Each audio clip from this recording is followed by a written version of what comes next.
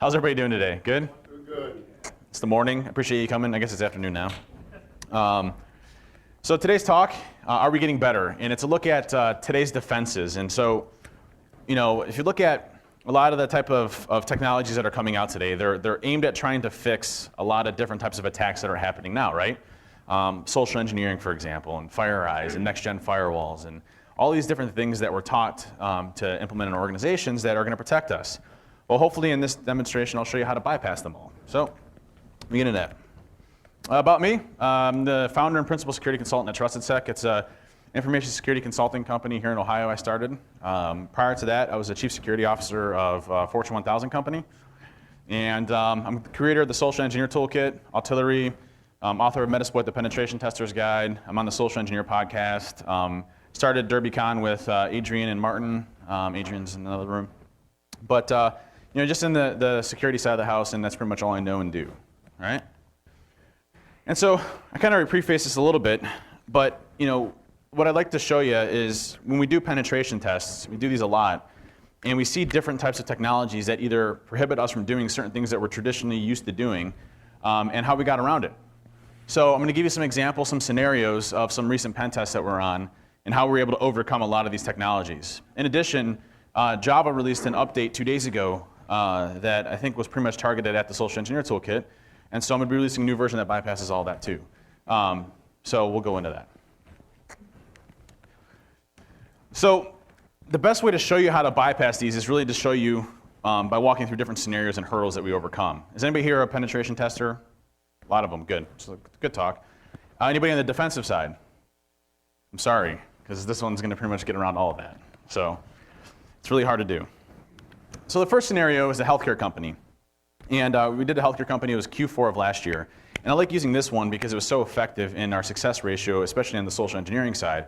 But we ran into a lot of hurdles that really prevented us from getting access to their organization. So if you look at the first phase, if you look at a first phase of any type of penetration test, typically, you do reconnaissance on an organization, you try to find information about them, find out how you're going to attack people, look at the different ways into an organization, right? And so in this case, we started doing open source intelligence gathering. We pulled some stuff from FOCA and ThreatAgent, which I'll show a little bit later on ThreatAgent. We tried figuring out what was going to be our best way into the company. And we started looking on the outside as an attacker and as an adversary and tried to figure out ways to get into the perimeter. And perimeter defenses actually look really good. I mean, they had a lot of stuff in place, not a lot of an external footprint, so it was really hard to get in just through your traditional methods on the outside. So we started looking at the social engineering aspect of it and saying, listen, we want to get in through social engineering, let's figure out the best way to do it. And so we start profiling the company, looking at what they do, and what happens every year in Q4. Does anybody know typically what you have to do as an employee at Q4 timeframe? We know? Mandatory training. Mandatory training, well, everybody goes through a pay cycle, but what about health benefits? Open enrollment? Yeah? Everybody has to do that, and it's a pain in the ass, right? Everybody hates doing open enrollment, but we have to do it.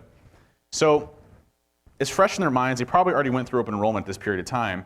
What we started thinking of is a way to use the open enrollment process or just healthcare benefits in general to impact somebody to do something for us, in social engineering wise.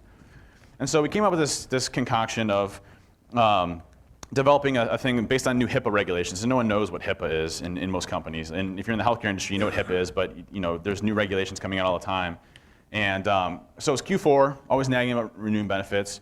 No one really knows what HIPAA is. And so we're thinking about this and well, can we come up with a way to coax individuals to click on something that they normally wouldn't click on? And so whenever you can impact somebody, especially in social engineering, whenever you can impact them personally, but within the confines of work, you have a very expedited manner of getting things done. And so when we started looking at this, we're like, hey, how can we motivate somebody to take, say, 2 minutes out of their time to go and click on something, compromise them without them even knowing that they're compromised, bypass a bunch of security mechanisms, and then have access to their computer. Great stuff, right? So the pretext was, due to new HIPAA regulations, we need you to fill out this privacy policy form, or you'll not receive medical benefits for 2013. All right? So that impacts people personally, but it's still within the confines of reasonable things of work, right? I could expect this out of work. If my benefits department tells me, hey, I'm not going to receive medical benefits for 2013, I probably need to do something to do it. So here's the example of the pretext. And when we started doing it, I said, we kept it kind of short and sweet. We bolded and emphasized a lot of things that are important, but there's some major key indicators here that we're typically taught and education awareness, right? The first thing we're taught is to look for misspellings, right? Okay, whatever. The second thing we're taught is to look and make sure that the email address is the same, on the top, or that the URL matches and all that good stuff. So we were combing this healthcare company's website, and we noticed that the benefits portion was actually outsourced, which is weird for a healthcare company to outsource benefits, but anyways. So the benefits was outsourced. And so all we did is we took this company name, so let's just say it was TrustedSec, and I registered a domain name called trustedsec-benefits.com. Okay, so for 15 bucks or 8 bucks or whatever like that, you have a domain name. For another 20 bucks, you can have an SSL certificate, so it looks secure, and we're taught to, check secure. So in there you can put, this is a secure site, whatever. And there's certain indicators here that make it really believable. The first is, one, it's a secure site, but the major emphasis is you will not receive medical benefits for 2013 unless you do this, okay? Another thing, process only take 2 minutes, making it so that people will take time out of their day. They'll spend 2 minutes to make sure that they have health benefits, right? There's other pretexts that we've done too. Like the one of my funniest ones that I've ever done was, everybody get the spam of like a FedEx, type spam, and it's not legitimate, right? It's malicious. Well, what I did is I sent a FedEx pretext one time where we sent it to him and it said, please take a survey to respond how we did, with you in FedEx. And most people wouldn't click on that, right? But if you send it every 10 minutes and the unsubscribe button actually compromises your computer, they do it. So, as soon as you click the unsubscribe button, compromises their computer, and then they're all set.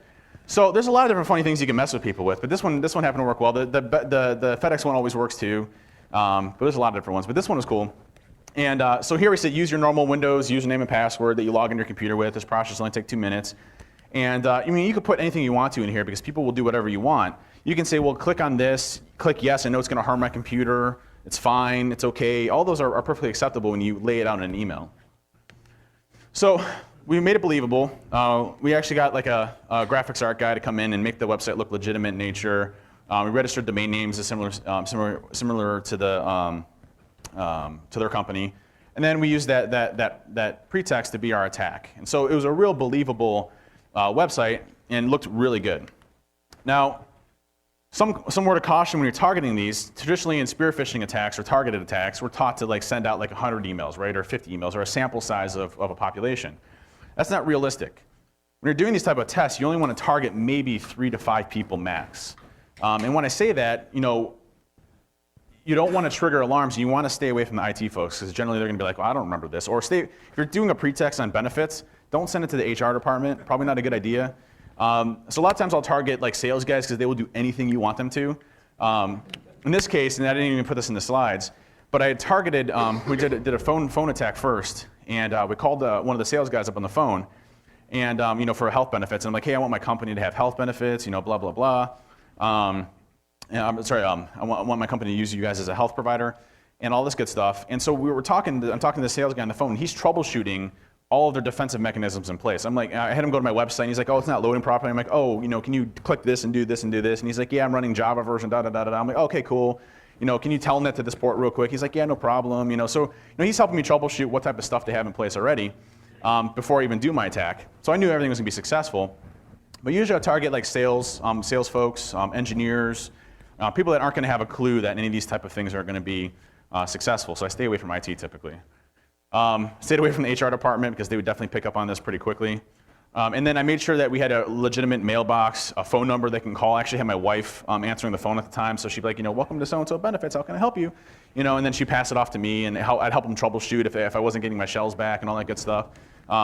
So there's a lot of cool things you can do just to make it believable, right?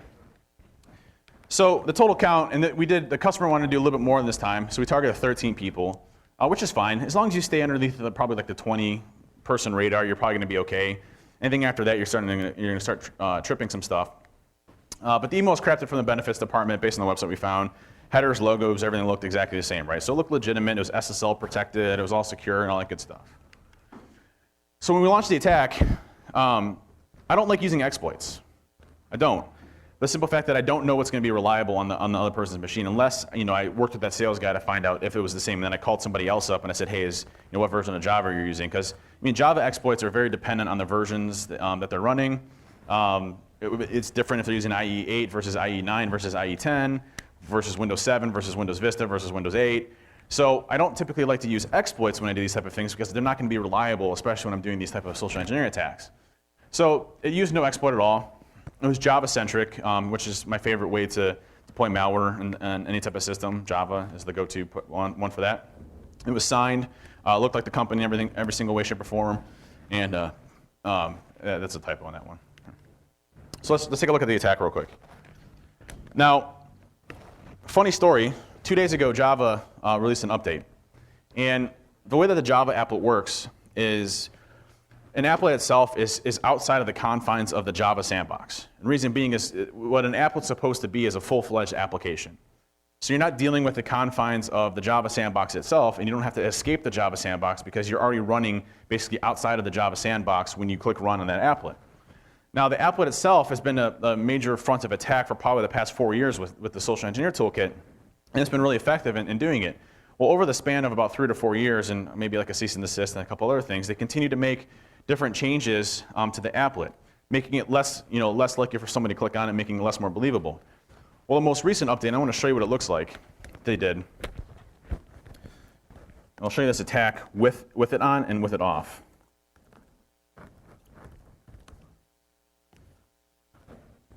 Everybody see that okay? Actually, hang on, I need to fix it real quick.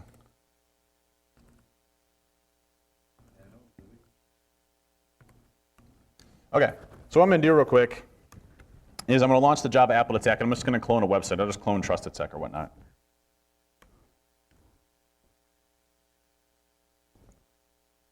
And I think I'm 214.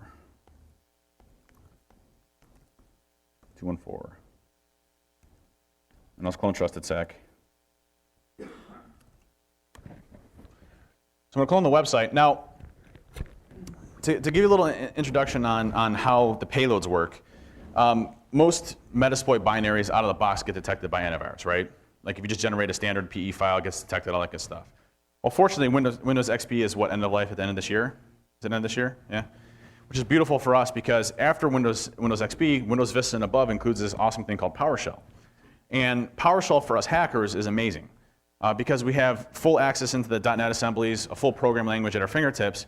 And what SET does is when it deploys the Java applet, it detects if PowerShell is installed on the machine, and if it is, it just generates Metasploit shellcode and shoots it straight into memory without ever touching disk. So if we have whitelisting and blacklisting in place or antivirus and things like that, it completely circumvents that and shoots into memory, and then we have our remote code execution working natively without having to drop any type of binaries.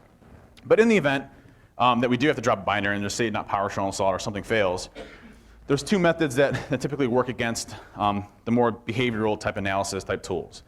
If you look at PyInjector or multi-PyInjector, what happens is this binary is nothing. You double click on it, it does nothing. You feed it parameters, it does nothing. However, if you feed it a dynamic cipher key notation and an AES-256 encoded string, it'll then decrypt it and load it straight into memory for you without touching disk. And so every time you generate set, it generates a completely new cipher key for AES encryption. It encrypts all the shellcode and encrypts everything completely. And then when it runs, it actually decrypts it all in memory for you and then shoots it into memory for you as well. So that allows you to get rid of a lot of the behavioral analysis type stuff as well. And so if we load this, we'll just use PyInjector as an example. If you notice up here, it generates all the shellcode really fast. I took Metasploit's shellcode and I dynamically patched it every time so you don't have to regenerate it every single time.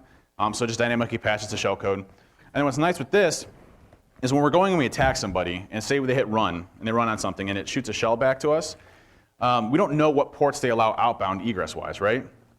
So what this will do is it'll actually spray multiple ports looking for a way out, and then once it does, you'll get an established interpreter session without having to worry about it. And again, all in memory, not touching disk, all that good stuff. So it's pretty good, and it's all configurable. So I have it running on 22, 53, 443, 21, 25, and 8080, and it shoots it out, all the payloads out that way. And this is all the shellcode too is AES-256 encrypted. So there's never any type of like shellcode that sits or gets transmitted over the wire in a normal shellcode fashion. So now we have Metasploit running. If I go to my machine here, it's running the newest version of Java. You notice and when it pops up, and it's going to be a little sick because I'm using my MiFi thing there. It loads the website and it loads this Java applet. Now, there it goes. So the new update, they added this little red line here, which is really going to throw people off, right? So they added this red thing here saying run this application may be a security risk. But again, in the notes of the penetration test that you're doing, they expect this. You can even put in the tutorial that you sent to them saying, make sure you select this and hit run, and you put little red pointers to it, they'll click it, no problem. And you can make this name whatever you want to. So you can make this company name or benefits page. One of the ones that I like using with this is in order to verify that you accepted this privacy policy, you have to verify your computer. So I'll make this computer verification process. And then they'll click on that, it'll run. I said, okay, your computer passes, we know who you are, blah, blah, blah. And then it hits run, and all of a sudden it compromises the machine. Now watch what happens next. This is the new update. Note what's that. Block potentially unsafe components are being run. Do you want to block or don't block? That's kind of suspicious, right? If I was a user, I might be a little suspicious. Now the funny part about this is they actually don't block the code execution. It's actually running the shells right now, and we have full code execution on the machine itself, so we've already compromised them. This is the weirdest part. I don't know why. So if you look over here, I have my shells. I mean, I'm running interpreter shells there, and so, but if I hit block or whatever, it's not going to work, right? But I still have my shells, so it doesn't matter. But it's still kind of suspicious, right? So let's just say don't block and see what happens. And what that'll do is it'll automatically redirect you back to the legitimate website to make sure that they didn't know you were at a malicious place in the first place. So all that good stuff you can do, so it's more believable. Now, with the new version that I'm releasing today, let me just exit out of this and restart it.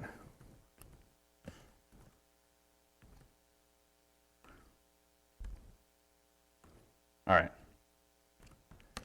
I'm just going to fly through these menus real quick so you don't have to go see the exact same thing I did before. Oops.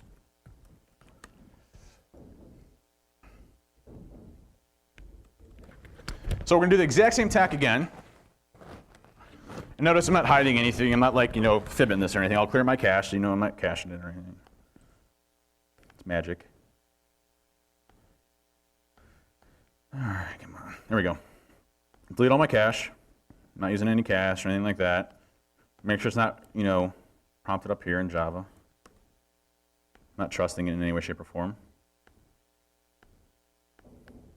So nothing's being trusted, all right?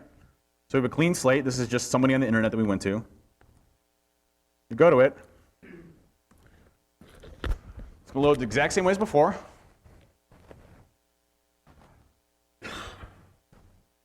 Again, it's going to take a little slower on my MiFi. We're going to do the exact same thing.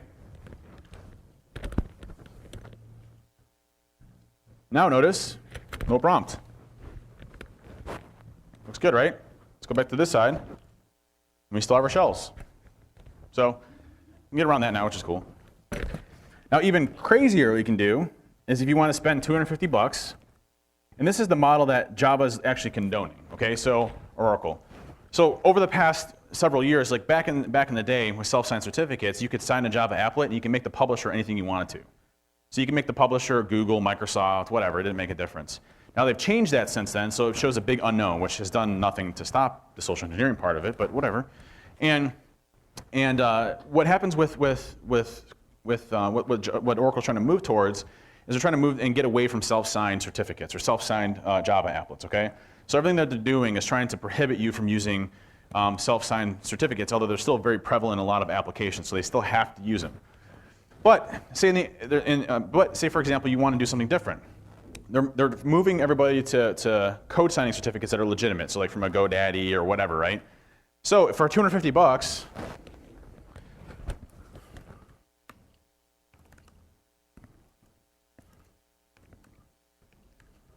I'm just going to show you this tool one more time. And actually, I'll just change it to, let's see.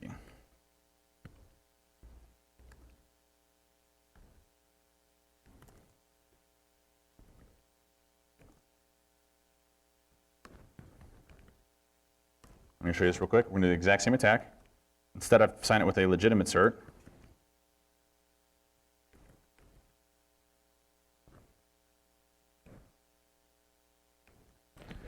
And we're going to do the exact same thing as before, but with a legitimate cert. And so the way that you get a legitimate cert, if you don't have one, is if you go to like your local state and you sign up for a company. So $50, I think it is, or something like that. It's like 20 for some other states. I think it's 50 in Ohio.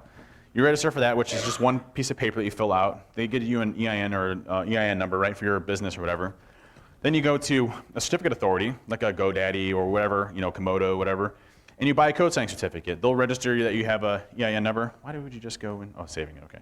And then all you do is just buy the code signing certificate. Now you have a legitimate signed certificate that you can sign with whatever you want to. So you can make your company name anything you want to. I named mine Verified Publisher. So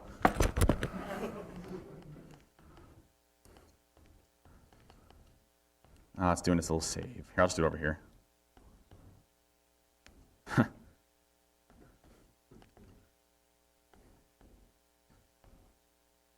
By the way, a lot of time and investment went into the security around Windows 8 and making it a lot more secure in a lot of ways. Does anybody know what I had to do to change the Social Engineer Toolkit to work in Windows 8?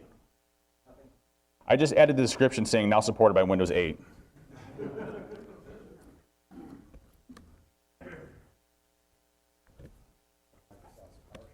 PowerShell fix.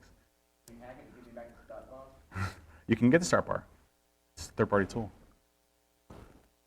So we're going to go ahead and run this applet again. Now notice this. Looks a lot better, right? And it says company enrollment process, trusted sec, publisher's verified publisher. And you can remove the LLC, I just forgot. But the publisher's verified publisher, it's signed. And again, the process takes about a month, so give yourself about a month if you want to do it. But you can use this for all your pen tests now after that, right? And this is what the bad guys are doing, especially like countries like China or China. They all have this type of thing. They're all using this because they all have their own certificate authorities that are all trusted. So if we click run, you notice over here, we get our shells, which is great. And what's great about the whole PowerShell technique is it works on any version of Windows. So Windows 8, Windows 7, Windows Vista, anything that has PowerShell installed. And what's cool about it is, antivirus is kind of just dead, right? I mean, it's detecting 3% of maybe what's really out there. But you still have, whitelisting and blacklisting technologies like AppLocker or Bit9 that protect against certain things, right? So this is completely whitelisted process because PowerShell has to be whitelisted to run certain portions of Windows. So this portion right here gets around any type of whitelisting, blacklisting that you might run into place, and it shoots everything into memory, doesn't trigger any flags, and you're all set. Now, interesting enough, most recently, there was a little bug in this, but it's fixed now. In 2009, a good friend of mine, Kevin Mitnick, he was doing a pen test. You may have heard this story before. I've talked about it a few times. But he was doing a pen test, and he ran into a company that had Windows 7 fully patched, and they were running as administrator, but they had UAC enabled.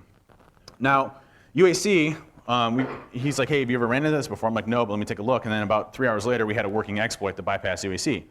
Now, the problem with that bypass is it's a complete architectural flaw of how they designed UAC, and it still works on Windows 8 today. So I'm on Windows 8 right now, and if I type in get system in Metasploit, my interpreter, notice I get an access is denied. Well, if I just do this,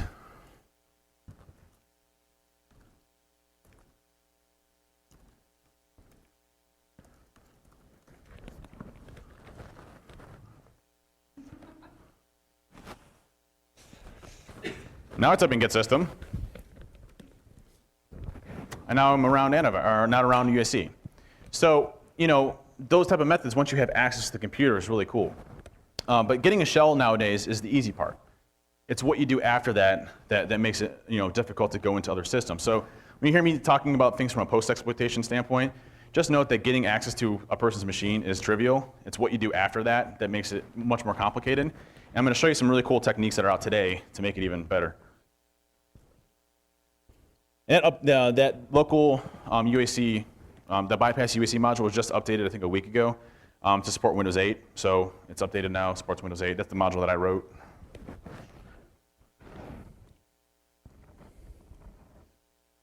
So when we did this attack, we had a 94% success rate. Now, does anybody know why I only had a 94% success rate? 2 people were on vacation. That's right. That's right. So 2 people were on vacation, but later on, it was funny because we had decommissioned the site, and we were doing another pen test, and we used the same IP address. And we had rebranded it, this other company's name and everything. And the 2 people that were on vacation actually filled it out, even though it was a completely separate company, filled it out, got owned, and had shells back. I'm like, uh-oh. I called the customer. I'm like, hey, just so you know, this happened, blah, blah, blah, I'm sorry. So we actually blacklisted their IP addresses from being able to hit us because people were still trying to sign up. And the problem with those is like, your pen test is done. It's been done for months, and then you get people sign up. You get people that you didn't even send the email to trying to sign up. Like their friends forwarded to them and stuff. So just be careful. So we had a 94% compromise rate. So we had 16 or so, or we had about 10 to 12 shells coming back, and so we had full access to their computers. VPN was two-factor, but it didn't matter at that point in time because we had full access to their machines. OWA wasn't, so we could read emails and stuff like that. Now we ran into a problem. This sucked. So it's about 3 o'clock on a Wednesday. What happens at 4 to 5 o'clock? Everybody goes home, right? They power down their machines, they go home, blah, blah, blah, everything's good, right? And so they're running Windows 7 fully patched, and they're actually doing a good job. They don't allow administrative level access. Has anybody tried to get persistence on a machine, just a workstation itself, without administrative level access?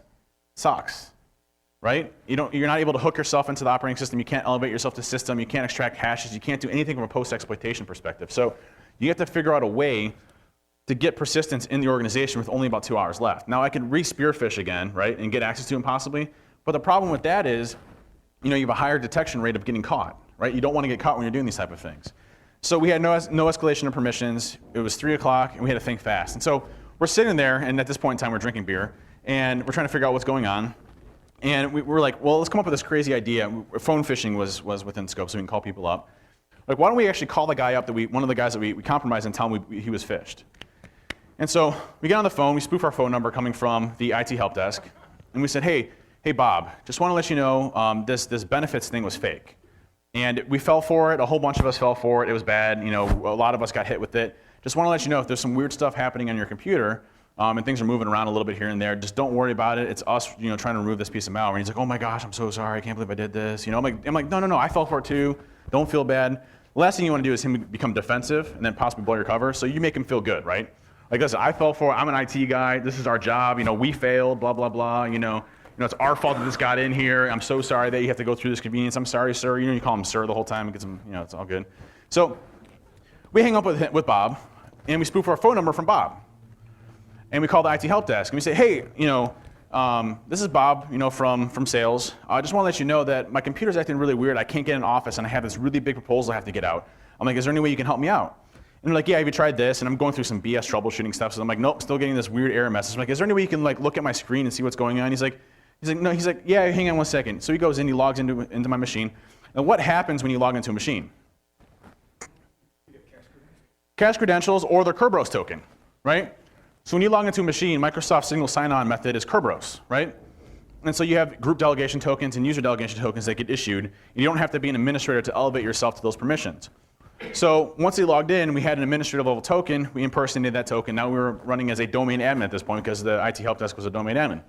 So now we're a domain admin. Now we have full access to the machines, and then boom, we're all set. Good to go. That was a fun one. I was nervous. Second scenario, this is the good one. I'm going to show you guys something today that bypasses a lot of the next-gen firewalls. Well, it bypasses all the next-gen firewalls out there, not just some. But we'll see that in a second. So same steps as before. We did reconnaissance, and this company was a business-to-business, so B2B, right? B2B are my favorite because when you're dealing with B2P, the people that deal with the people hate dealing with the people. So it's hard to social engineer them because they hate their jobs, right? But when you're dealing to B2B, business to business, it's much easier because there's a much larger fruit for your endeavors, right? If you sign up with a customer, you're probably talking the millions of dollars, right? And it's good for the company, so it's a lot different. So I started looking at business to business. How can I target a company that directly sells to another business? So we started looking at this, and the pretext was potential customer. We ended up creating a fake banking website that was a $250 million company. Graphics, art design, company name, everything looked legit. Again, the contact us form actually called my wife. My wife was a receptionist, and then blah blah blah. Routed to me. And so we targeted the sales-centric folks, because they're my favorite. And we really stayed away from triggering the rest of the company.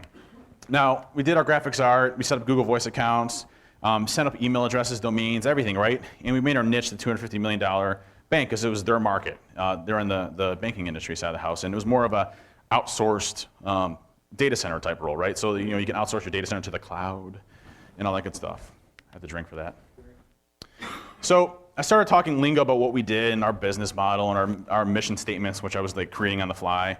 And we started talking to this guy on the phone, and we scheduled a meeting and a conference call. So we started talking on the conference call, and we're talking about everything about us. And then we actually scheduled it in person. So I flew out to this company, down to this place, and I wanted to tour their data center to see how state-of-the-art it was and all that good stuff. So we scheduled an in-person. We visit the facility. We get a tour of the facility. And as we're walking through, I see an exposed console port. So you're walking through the data center, and there's that little, the little things that pop up, and there's an exposed console port. And so I have one here. And I was just trying to figure out any way that I can do, but this is just an area of opportunity. We have these things called TNT devices, which you may be familiar with. I've demoed them a lot of times. But what this is just a microcontroller that simulates a keyboard. So when you plug it in, it then types out a backdoor really fast, and then it compromises the machine, and then it disables itself. So as I'm walking past, I'm like, bloop, keep walking, talk for a little while, take a tour of the data center. 20 minutes I come by, I'm like, hey, can we go down this road again? This is really nice how you got the racking, and I really like how it looks. The cooling's really good. Grab my thing real quick and walk out. And so here's just a quick think of the Tenzi if you haven't seen it. And I don't like to reuse stuff that I've done in the past, but it's just a really cool visual.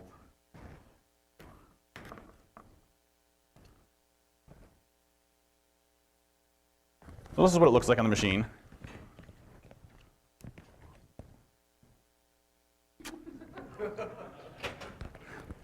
And what this is doing is using PowerShell injection to inject shellcode straight into memory and shoot it out to us, which is all great. So now this compromises the machine with the interpreter shell. And we get our shells and everything. And by the way, if you don't know, is anybody familiar with execution restriction policies in PowerShell? Yeah, a few. PowerShell has these things called execution restriction policies, which it's signed, unsigned, restricted, and unrestricted. Unrestricted is the least, restricted is the most, signed requires a signed PowerShell script. And what that was supposed to do was prevent you from being able to run full PowerShell scripts on the operating system itself, right? So you couldn't just download and execute a PowerShell script and compromise you.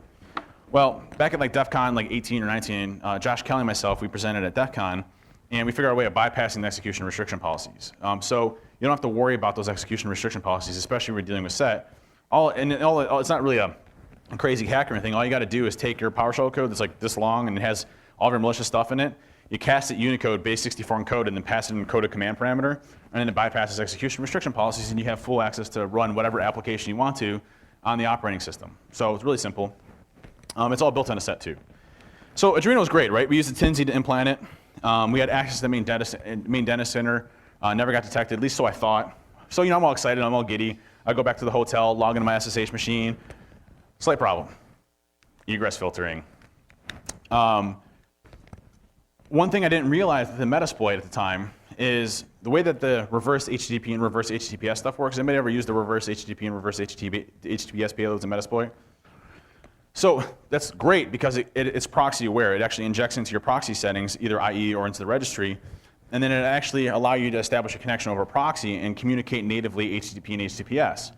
Now, if you actually look at the transmissions over like a Wireshark and see what happens, there's what are called staged approaches. The first stage goes into just downloads the second stage, right? And the second stage is everything that's interpreter. It's the big payload, right? Well, what happens when that calls out over HTTP is Metasploit actually just downloads an executable. Now, it doesn't actually run it in memory, or it doesn't actually run it on disk, but it actually pulls down this executable and loads it straight into memory. So it's actually downloading a PE file. But can anybody see a problem with that?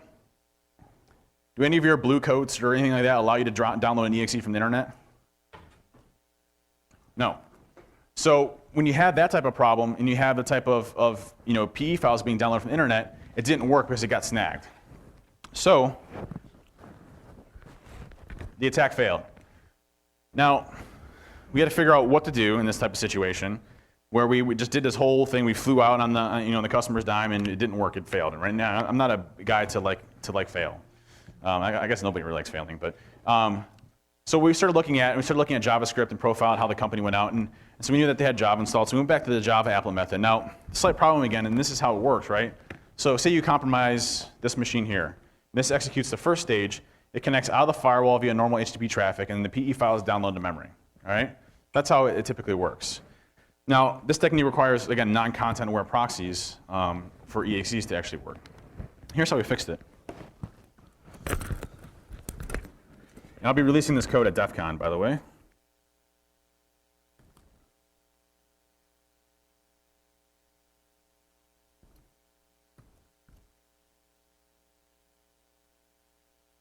Not whoop ass, hang on. All right. So notice here, I'm monitoring for a connection. Now, this technique is neat. Now think about set, right? We just use the social engineering toolkit. We import our own custom binary into it that gets deployed onto the machine. Now, when I run this, I can do some cool stuff. That's not supposed to happen. Hang on. Oh, that's right. Hang on a sec.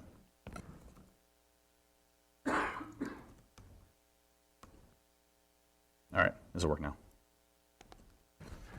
So what's going to happen is this piece of malware, what it does is it spawns a bind interpreter shell, right? So it creates a local interface port on this machine, all right? It then encapsulates this, and this is all by compiled Python, so it's all encased in one executable, so you don't need SSH or anything installed on it. What it does is it takes that bind port and encapsulates it over SSH, which is cool. It's been done before for a reverse SSH tunnel. What's nice about that then is I have an HTTP interpreter that takes the SSH and it tunnels it over native HTTP, over the proxies and everything, and it encapsulates it all over an encrypted tunnel.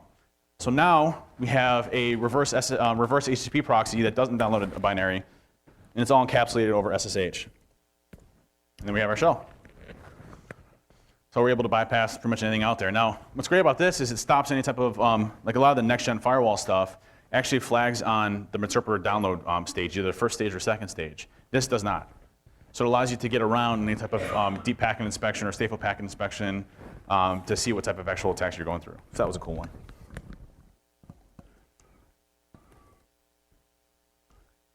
And, well, there we go.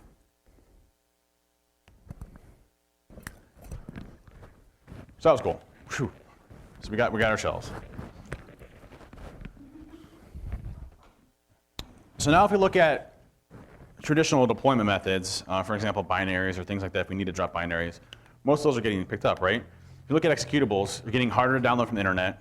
And traditional type payloads that we normally use, like, you know, whether it's interpreter, Metasploit payloads, or our own custom ones, we really can't download executables anymore. However, what I'll also be releasing here shortly is a way to use PowerShell to drop PE files. And so there's two ways of doing it.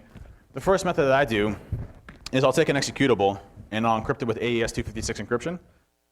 So it's got a dynamic key and all that good stuff. And so it's just 256 AES blob. And then what I'll do is I'll base 64 encode it like 300 times.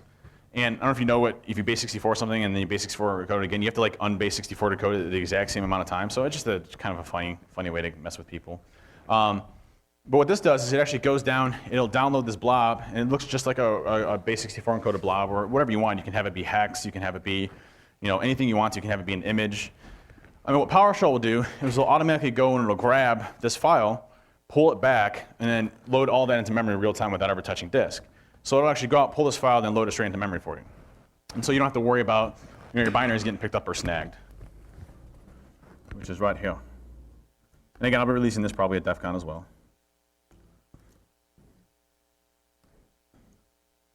Where's it at? So there's all the PowerShell stuff. That's the commands it does there. We automatically have it cast it. We automatically cast it Unicode, and then base 64 encode, and then pass the encoded command parameter, so it bypasses execution restriction policies. So we have all of that in there as well. So it allows you to do it all. It's all automated. Pretty easy stuff. So that's pretty cool. Now for some real cool stuff. Now this stuff isn't mine, but this is stuff that I use all the time that's really neat. If you haven't seen these are just great things to use as a penetration tester that I use all the time. First is ThreatAgent. Has anybody ever seen that? If you haven't, it's pretty slick. I'm going to show you a quick demo of it. ThreatAgent was written by a guy named Marcus Carey, a good friend of mine. And it's just ThreatAgent.com. Log in real quick.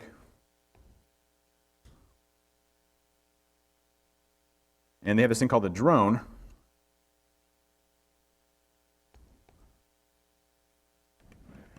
And what it'll do is it'll comb all the open source intelligence areas for you, looking for any type of information on that company. It'll map all of their assets. So you can see that all my assets are pretty much in the North America region. It'll map employees. It actually combs like Facebook, things like that, and automatically grabs them and then puts them in their email format. So you have all the LinkedIn contacts automatically extracted with all their emails. It'll pull all the showdown results, so what ports they have open on their external presence without ever touching them. Just a lot of information that I use when I'm creating a dossier on a company to attack. So you notice here, if I go to humans, here's everybody that works at security, at least some of them, their titles, where they're at. Now I want to do email. Click on the email. Here's all their email addresses. And then I can phish them automatically with the social engineering toolkit.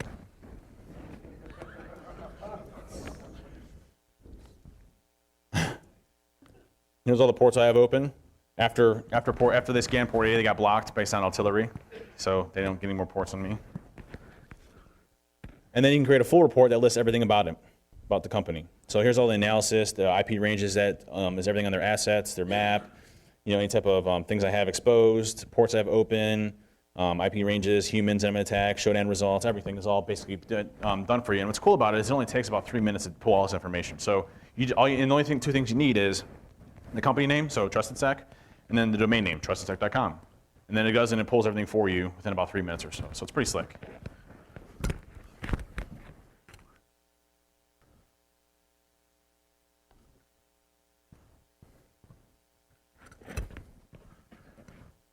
Has anybody seen NETVIEW? Yeah? That's slick. NETVIEW is a tool by Rob Fuller, Ubix, where once you already compromise the system, just by running this command, and you can grab the domain name, it'll export all the results. It basically pulls everything from Active Directory for you. So it'll go and it'll pull like all the user accounts, it'll pull all of the IP addresses that are active, and all the file shares that are open with them. And it'll also pull any type of comments. My favorite one that Eric Smith from Lares told me about, that they just added into NETVIEW, is when I'm doing pen tests, like as a pen tester, I've done this for like years and years and years, where I'll do null session enumeration, I'll look at the descriptions of the user accounts, and a lot of times people will put passwords in there. Well, that's been kind of a thing of the past, but they still put passwords in local machines. So like the past 4 pen tests I've been on, and NETVIEW will do this for you automatically. It'll scan the entire network looking for all the comment code in any of the user accounts, and you can usually find passwords in there. Always works. It's ridiculous. But this is a really cool tool for penetration testers. There's a lot of enumeration on there. Now, one of my favorite ones is trolling the Metasploit pull feeds. Has anybody ever trolled the Metasploit pull feeds?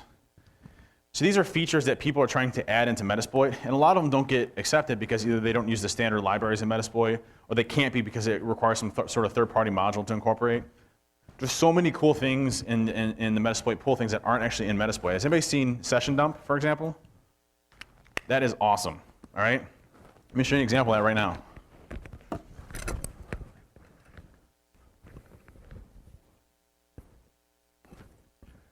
Sorry, I got to load set again real quick. I just got to get a shell in the machine. It's the fastest way.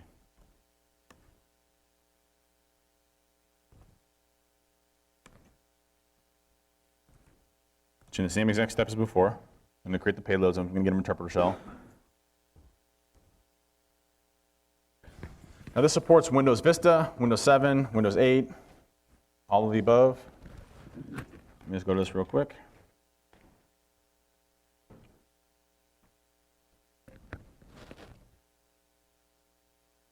And we're going to run this. Again, a little slow.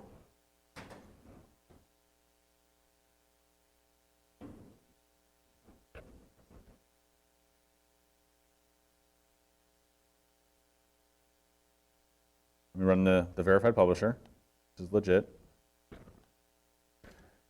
And it takes a few minutes to get the shells back because it's doing all its decryption routines in the machine. And then we drop into a shell. Now we still need to get system, right, because it's not working.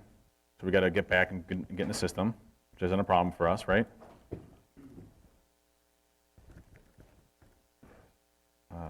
Local escalate. There we go.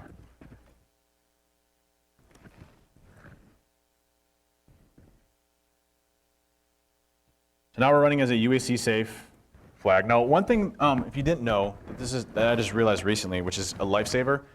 Has anybody used the PSExec module in Metasploit or persistence or anything like that before? What's the problem with that? You may know. When you run it, what happens? You touch disk, yes, that's the first thing. But the second thing is it's using a standard Metasploit payload. It gets flagged by AV almost instantaneously, which really sucks for us, right? Especially if we're trying to PSExec into systems, we're trying to do other things. Well, they most recently added this thing called exe custom to pretty much all of the Metasploit modules. and it's just set exe : custom and then the path to the file, and it'll actually upload that custom file for you so that you can actually upload your own custom binary that doesn't get flagged by it, which is cool. But there's an even better one, which is called psexec command. Now, the PowerShell command itself looks like this. Let me show you real quick. So it looked like PowerShell, no profile, encoded command, and then a bunch of stuff that looks like this, okay? That's kind of what the command looks like. So if you were to take set, and there's a PowerShell menu within the Social Engineer Toolkit to deploy an interpreter payload through PowerShell injection, which Matthew Graber came out with, by the way, so shout out to him. When you do this, it's just the one string of commands. So if you just copy and paste this in, let's just say the run menu, it'll run and it'll get you your shell back, right? So it's not dropping anything, it's not downloading anything, it's just running it. What you can do with the psexec command, there's a new module called ps command, and all you do is you copy and paste the PowerShell stuff into the ps command, and then you run exploit, and it shoots your interpreter payload into memory, and then you have your shells without ever having to touch disk. So a really easy way of using pass the hash and personalization, stuff like that, all within PowerShell, which is really neat. But off of that, so now we got system. There's a third-party module that's not incorporated into Metasploit yet called Session Dump. Now, is anybody familiar with like Mimikatz or Windows Credential Editor, stuff like that? Long story short, if you look at like how password hashes were cracked in the past, what we're told, right? So we go to our security training or things like that. What are we taught to do when we compromise the system? We grab the hashes and use rainbow tables to crack those hashes. No one does that anymore. No one cracks rainbow tables. No one deals with hashes because you don't have to deal with cracking the passwords anymore. There's no point in it. You can just take those hash values, do pass the hash, and then log into the machines themselves. However, about a year or two ago, WCE came on, the Mimikatz shortly thereafter, and they figured out a way through an undocumented process in LSASS to extract clear text passwords from memory. So you can actually grab a local admin password or whatever like that, anybody that's logged into the machine in clear text. And so what this does, the session dump, is it allows you to extract clear text passwords in Metasploit, in Meterpreter. So all you need to do, and there's a great blog by Mubix, so room362.com. If you look up session dump, you'll see a tutorial, and it shows you where to download the extension, how to get it into Metasploit. And then from there, all you need to do, once you're in Metasploit, is type in use session dump. You have that. If I type in help, there's a list of new session dump commands here. Let's just do get wdigest password. Now notice here, this is an interesting one, and I ran into this yesterday, I can fix it. Notice it says current process is WoW64. It does not support that, so what we need to do is do a quick migrate. I'm going to migrate to LSASS. Let me find LSASS here real quick. LSASS should be on the top ones right there. So 564 is my process ID. Migrate to that real quick. So I'm moving all my memory space in my process into LSASS. And then run that same command again. You can see there's my username and password in clear. So, really easy way of extracting username and passwords in the clear. So, super simple.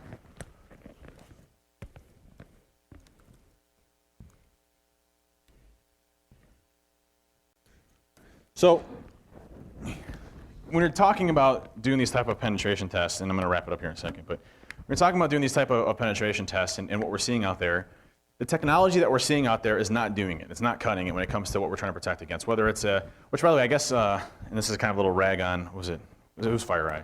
So FireEye, it was doing a presentation, I guess, like in the past week or two or month or whatever, and they had a picture of the Social Engineer Toolkit up, and they said, for $700 you can use the Social Engineer Toolkit. I'm like, $700? When did I start charging for SED?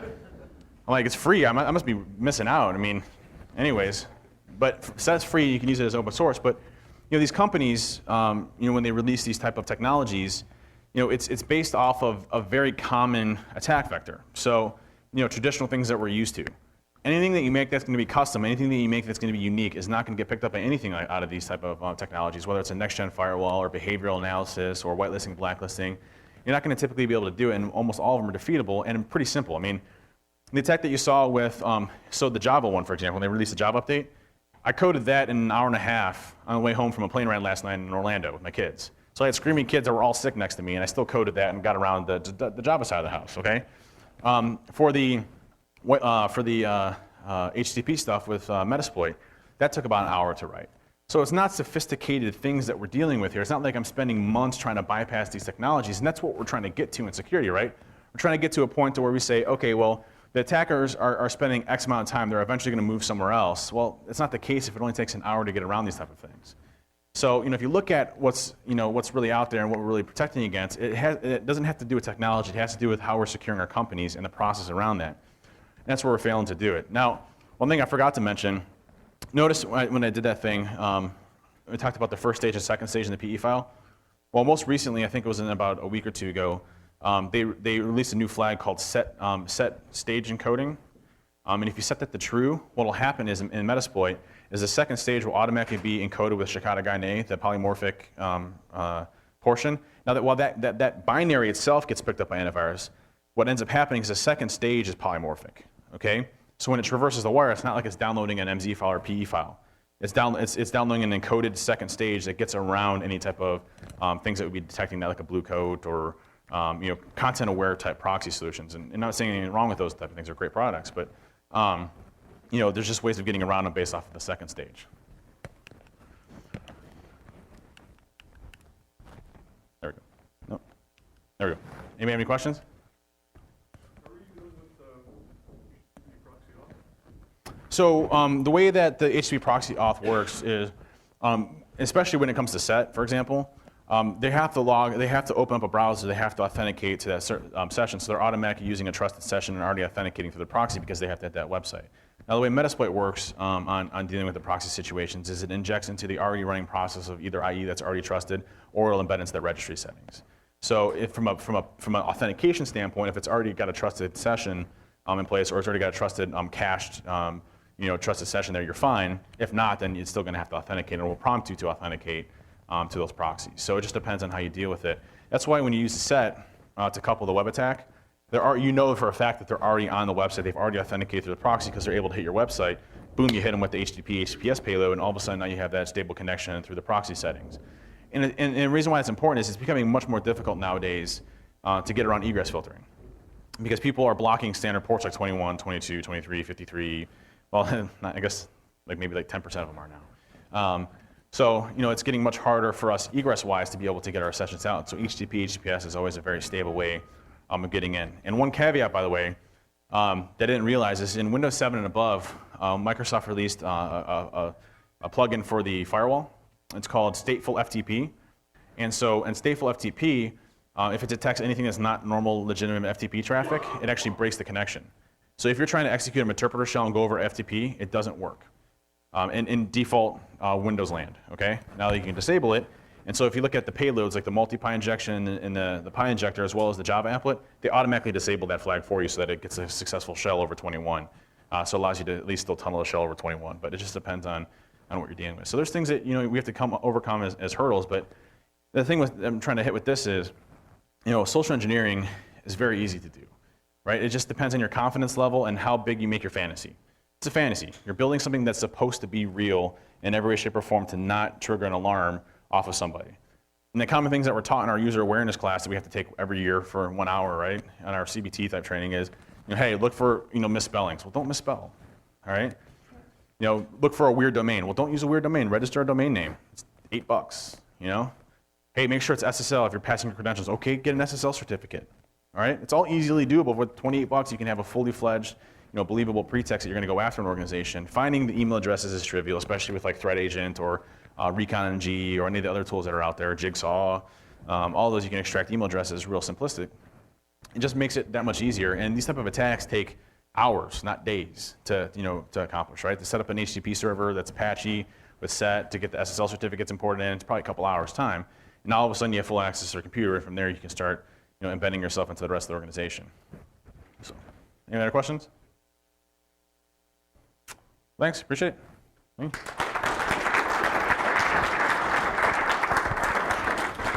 And while I'm here, I will release the new version of SET.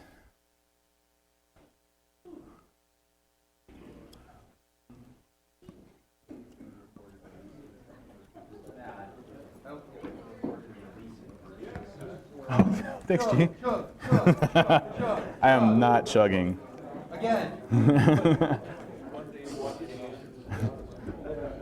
Yeah, one day, one can. I've seen the